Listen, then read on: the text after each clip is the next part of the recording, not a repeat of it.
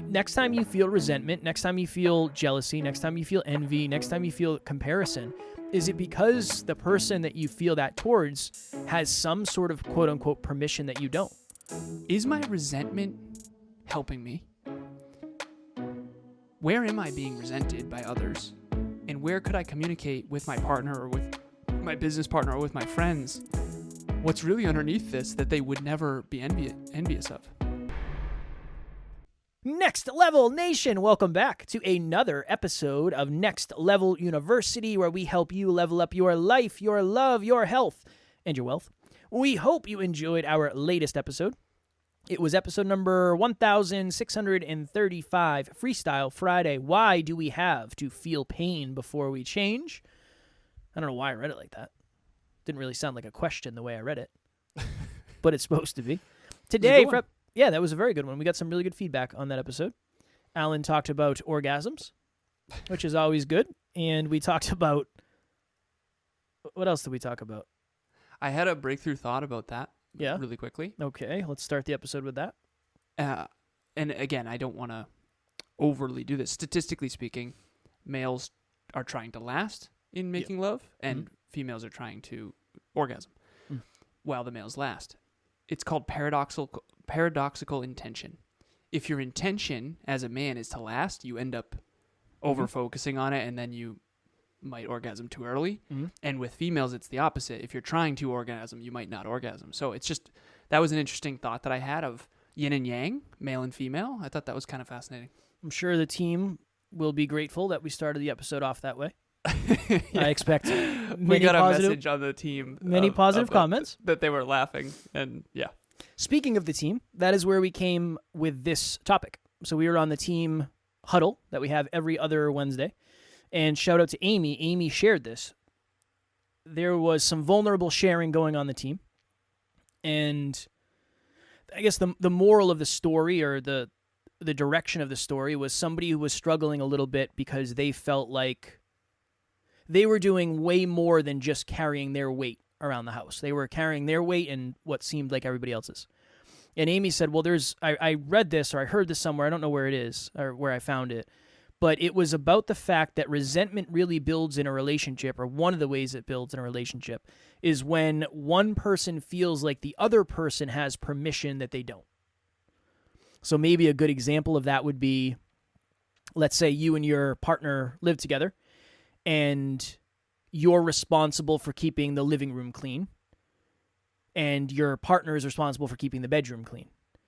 But since you don't spend that much time in the bedroom, it doesn't really matter how clean it is. I mean, you go to sleep in it every night, but you don't really spend any other time there. But you do spend a lot of time in the living room. An argument could come up from, hey, I noticed you haven't really been holding up your end of the bargain when it comes to keeping the living room clean. You might start to resent your partner because they're not keeping the bedroom clean, but it doesn't really matter. Because maybe one thing is you don't value it, or the second thing is nobody ever goes in the room, so it's not that big of a deal. If you feel like they have permission to let something go that you don't, that could be a way to build a resentment. And again, I don't know where it came from. Amy heard it, and it made a lot of sense. And I think it's definitely, whether you're in a relationship or not, I'm sure this is probably something that happens a lot with siblings. I was an only child, right? But I can imagine, well, why do they get to go to the dance and I don't? That's not fair. I can imagine that probably creates resentment too. Definitely. I remember Emilia, she talks about how her brother was allowed to do things that she wasn't allowed to do because she was female. And there's a lot of resentment around that kind of stuff of men getting to do things women can't type of stuff. And I'm not going to go down that rabbit hole, but I think that can also build resentment for sure. So I wrote this down.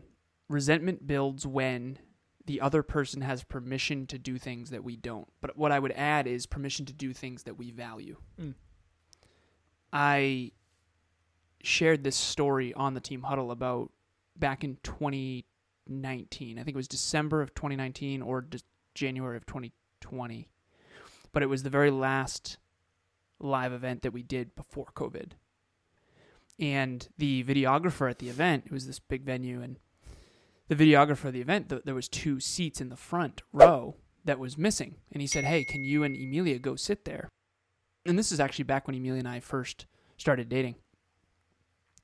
And so the videographer asked me to go sit in the front. And so Kev is manning, for lack of better phrasing, the laptop in the back and the presentation, the PowerPoint, making sure that things don't go astray. I was doing a lot of stuff. Timer, doing it all. Yep. And he thought I was, hanging out kissy face with Emilia in the front, being able to do something that he couldn't do. And later on that week, you and I had a discussion about it, and you expressed some frustrations about how you had to basically take care of everything while I got to just enjoy myself. Yes. Little did you know I was asked to sit there for the video, so the video came out better. It's not nice. It's not great to have, 2 empty seats right in the front. But I think that's a good example of resentment that can build is, and one more example came up for me too. In a past relationship, I was an early entrepreneur podcasting with you, Kev, and this other person, whether conscious or subconscious, definitely had resentment for the fact that I got to make my own schedule. But here's the interesting part. This person was starting a YouTube channel, and we had our own YouTube channel, and we got to do our own thing. We got to make our own schedule. We were entrepreneurs. I didn't have to go to work. I didn't have to punch a time card. I didn't have to work Monday through Friday, 9 to 5, that kind of thing. And there was definitely some resentment around that. And then there was also some, well, why can't you do X, Y, Z? Because you don't have to work. You ever get that? It's like, well, you make your own schedule. Why can't you be there? Yeah. So not only, both situations are very similar. Kev had no idea that I was actually doing something that was best for the team and for the event, and he was building resentment unconsciously. Maybe consciously. I don't know. It was conscious. Yeah, no, it was conscious. Yeah. And then this other person is building resentment, thinking that I get to do X, Y, Z. But what about all the stuff underneath it that you don't want? The pressure, the sales, the not having health benefits, the not having the safety net type of thing. So I think a lot of resentment is actually built on ignorance. And ignorance I would define as not knowing. A lot of resentment is built on not knowing. You don't really know what that other person is going through, or what we've talked on this podcast a lot about someone who shows up in a nice car or has a nice house or whatever, insert thing you're enviable of. Oh, it must be nice. Yep. Well, do you really know what comes with that? Do you really know what they had to do to create that? I talk about that a lot in the latest blog number 15, when it comes to sacrifice, struggle, suffer, success, and sustain. Because there were times in my life where I used my graduation as an example. My mom hung all my awards at my graduation party, and everybody was celebrating me. And I appreciated it. I mean, it was an awesome party. But all I could think, I remember thinking, like, this is an awesome day. And maybe there's some resentment of, oh, I wish I could be there. I wish I could go to a great school, and I wish I could make 6 figures, and I wish I could insert whatever. But I remember thinking on that day, okay, I'm going to my dream college. I got the President's Award, so I got straight A's in high school. I got a bunch of awards at the high school award ceremony, and I got enough scholarships and financial aid to go to one of the best tech schools in the world. And I remember thinking to myself at that grad party, no one else really knows what it took to create that. And I doubt they would do that trade if they actually knew. And so I think a lot of resentment, not all, but a lot of resentment is just not really putting yourself in the behind the scenes of that other person's life. And if you do that so for example, if you want a podcast, we have a top 100 show and 1,600 episodes, and we're heard in 170 countries, more than that now. And we make our own schedule, quote unquote. That is unbelievable, and that is our dream, and that is enviable. But what it took to get here, there's no way that you would ever build resentment. Stay here. And stay here. Stay here. I think staying here is harder than getting here. Honestly. Well, that's a whole nother episode. Yeah, we'll do an episode on that. We'll do an episode on that. NLU listener, what is happening? I just wanted to jump in here and let you know if you want to get to the next level faster, we have a free virtual monthly meetup at the first Thursday of every month, 6 p.m. Eastern Time. You can connect with like-minded people and become a bigger part of this amazing global community. The link to register will be in the show notes. What if a lot of the villainizing that people do of other people, that's the question I would ask myself and all the listeners. What if any villainizing you ever do of others, what if some of that villainizing is actually just low awareness? You see someone in shape and you think, oh, it must be nice to have such great genetics. Well, what if they diet all the time behind the scenes? And what if they're constantly hungry? And what if they work out an hour and a half a day and it's, at 5 a.m. when you can't see? And I just think that that's really important for everyone to, myself included, think about is my resentment helping me? Where am I being resented by others? And where could I communicate with my partner or with my business partner or with my friends what's really underneath this that they would never be envious of?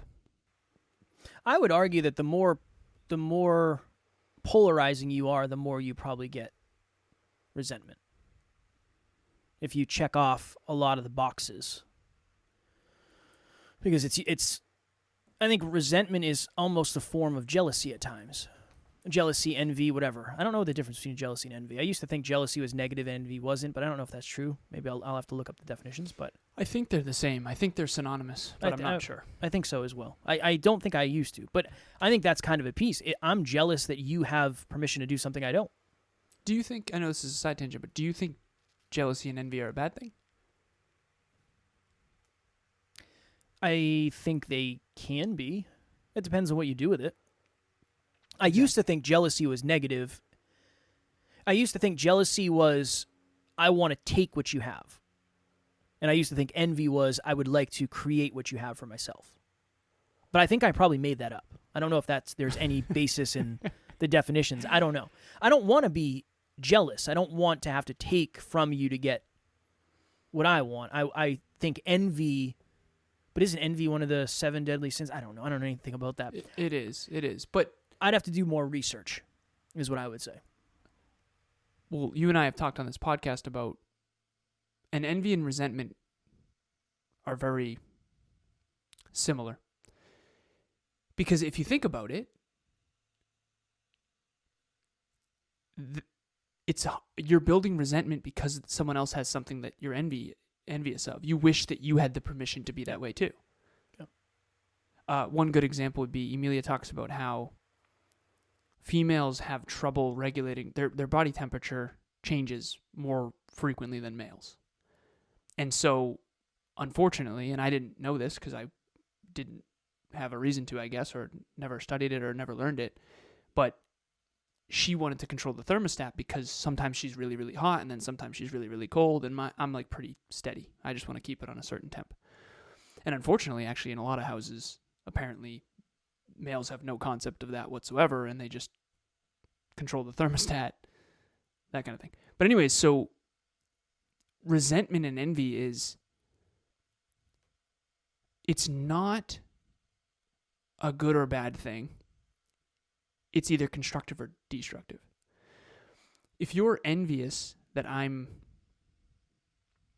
I don't know, a good speaker or charismatic or whatever, there's 2 ways you can either build resentment and villainize me, or you can have reverence and learn how I do it. But isn't that being inspired by? Right. I think jealousy and envy probably are statistically more negative than positive. That would be my argument. Not argument, but you know what I mean. That's what I would say. Because I think that suggests that it's not positive. Where if you see a nice car and that's what you value, or you see an amazing relationship or your dream wedding or whatever it is, and it inspires you. And I think there's a belief component in there. Well, can you be inspired without any envy? I don't think that's... Yeah, I think so. If you believe you can do it. I think jealousy and envy come from must be nice, suggesting I could never do it, where inspiration is, oh, that's good for that person. I can also do that too. That's a great point. But again, I don't know. We haven't explored words since we used to do small talks where you should just pick a word and do an entire episode on it. So today's episode brought to you by envy and resentment. We'll have to do a part 2 because I got a call in a minute, so we got to hop off in a minute. But my next level nugget would just be ask yourself that question. Next time you feel resentment, next time you feel jealousy, next time you feel envy, next time you feel comparison, is it because the person that you feel that towards has some sort of quote-unquote permission that you don't? They get to do something that you wish you got to do, or they get to do something and they don't realize that their expectations of you are conflicting with that. The example I originally used, if there's an argument, for lack of better phrasing, for the fact that the living room's not clean, but the bedroom's not clean, obviously there's a conversation that has to happen in that moment where you say, well, I understand the living room is my responsibility and that's what we agree to, but the bedroom is your responsibility and that's always a mess too. I just never say anything about it because I don't necessarily value it at the level you do. I wish you didn't value the living room like I didn't value the bedroom because we wouldn't be having this conversation. And when you get to that level, I think you can have a really open and honest conversation about it because at least now all the cards are out on the table, so to speak. So that would be my next level nugget. Mine would be, where is resentment building? Why is resentment building? And then what are you going to do about it? And particularly from the frame of, I know you went to like intimate relationships and then I went to business partnerships. But I think with people in general, relationships in general, whether it's envy, jealousy, or resentment, I think all emotions are a signal trying to tell you something. And I think the lesson in envy, jealousy, or resentment is, I also want that. Yep. I also want that. I want a life where I can X, Y, Z. But then you have to dig under the W, Y, X that created the X, Y, Z. I know I used X twice. So what's happening here? But just be more holistic in understanding where you have resentment, because you might resent the good stuff but not actually want any of the challenging stuff underneath that iceberg, so to speak. So hopefully that all makes sense. But why are you resentful?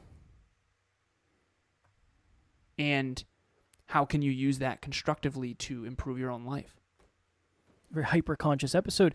Next Level Nation, if you have not yet got your tickets for Next Level Live 2024, we are getting closer and closer by the day, virtual and or in person. We'll have the link in the show notes. Tomorrow for episode number 1637, sometimes we are the problem.